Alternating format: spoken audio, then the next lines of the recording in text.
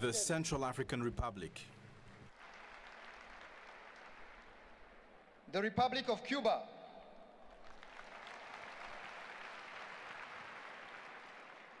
and the Republic of Angola. We extend our gratitude for your presence in this special occasion. Je vous remercie. Thank you. Asanteni sana. Murakoze.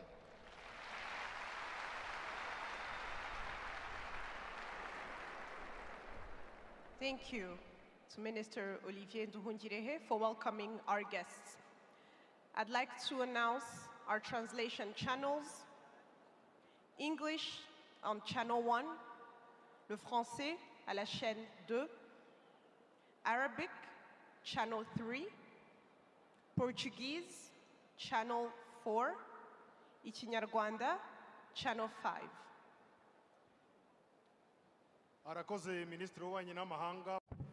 We thank the Minister of Foreign Affairs for introducing our guests. Let's give them another round of applause.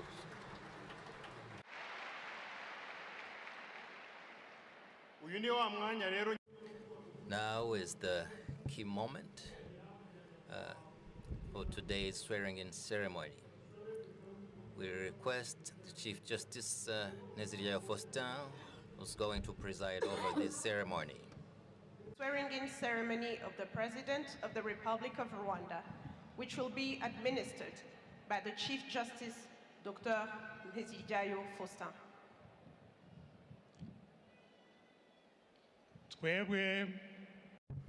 I, Neziryayo Faustin, Chief Justice,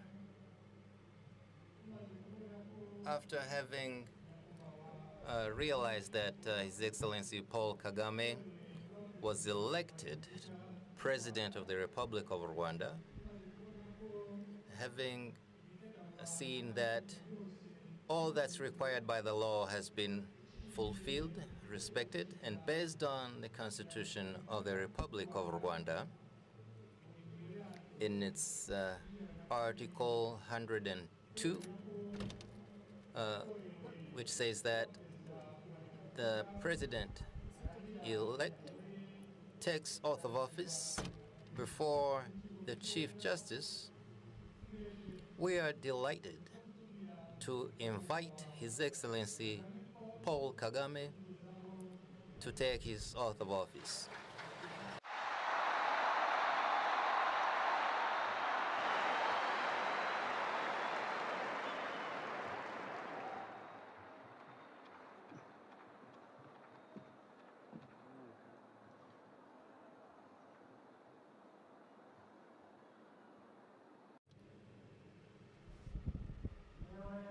I, Kagame Paul,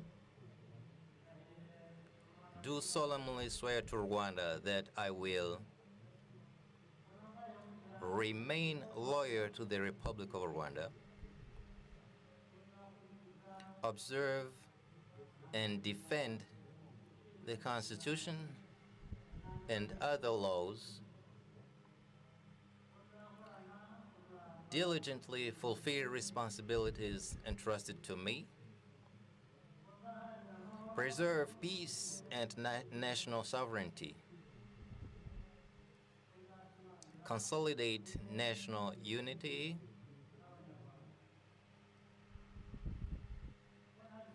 never use the powers conferred upon me for personal interests, strive for the interests of all Rwandans. Should I fail to honor this oath, may I be subjected to the rigors of the law. So help me God.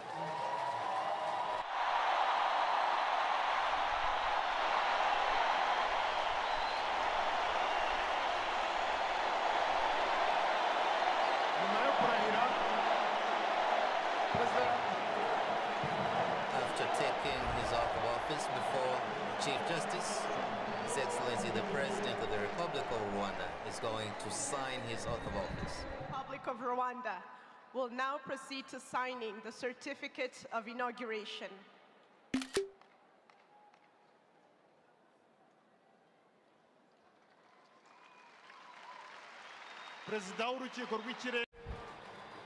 The Chief Justice is going to give His Excellency the President of the Republic the symbols, the national symbols, the Constitution, the flag, and the seal of the Republic of Rwanda. Now proceed to present His Excellency the President of the Republic of Rwanda with state symbols, which include the Constitution, the flag, and the coat of arms.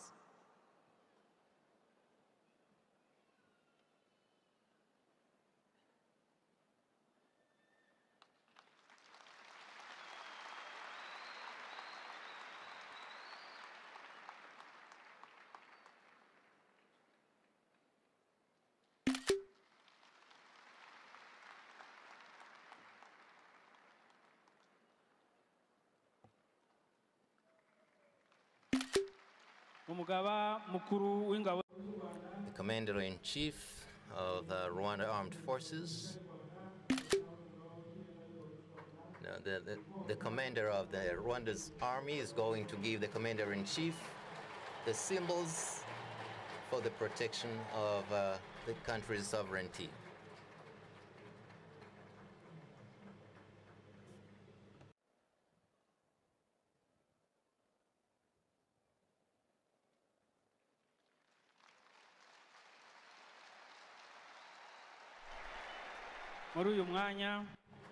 And right now, the President of the Republic is going to receive the national anthem as one of the symbols of the country. We request the Army Chief of Staff to direct the President where he is going to be standing. We're going to hear a 21-gun salute as a symbol of respect for the President of the country, for the President of Rwanda.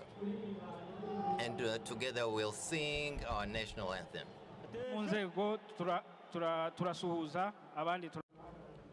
Those in uniform will salute, others will stand up. National anthem.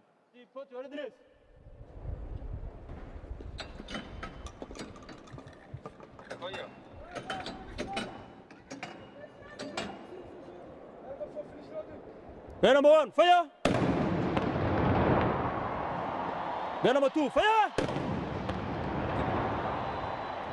Gun number 3, fire! Gun number 4, fire! Gun number 1, fire! Gun number 2, fire! Gun number 3, fire!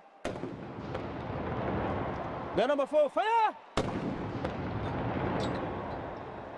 Gun number 1, fire! Gun number 2, fire! Gun number 3, fire!